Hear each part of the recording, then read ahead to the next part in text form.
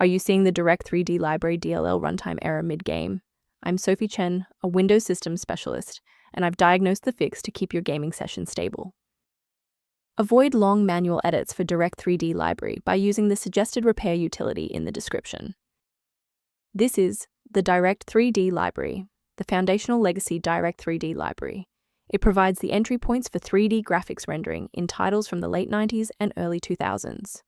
While modern Windows versions include Direct3D 11 and 12, many older titles specifically look for this original naming convention.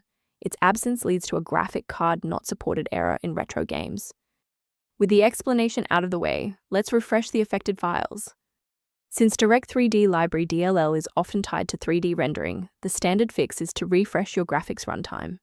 Install the Microsoft DirectX end-user runtime to restore legacy DirectX components.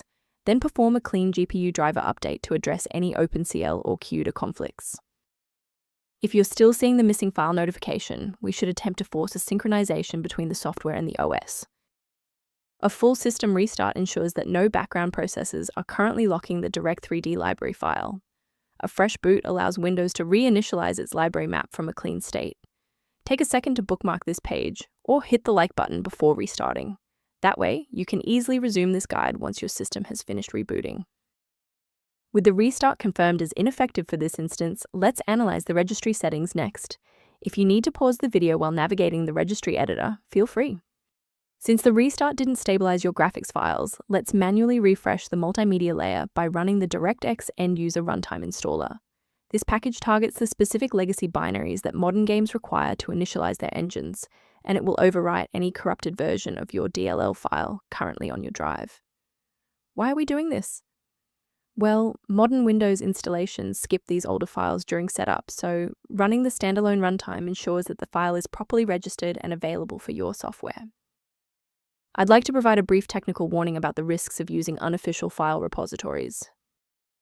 Avoid the trap of unofficial file repositories for Direct3D Library DLL, as these platforms are frequently utilized to distribute persistent browser hijackers and unwanted adware. To ensure your system remains within verified parameters, you might choose to use an authorized maintenance path for ongoing support.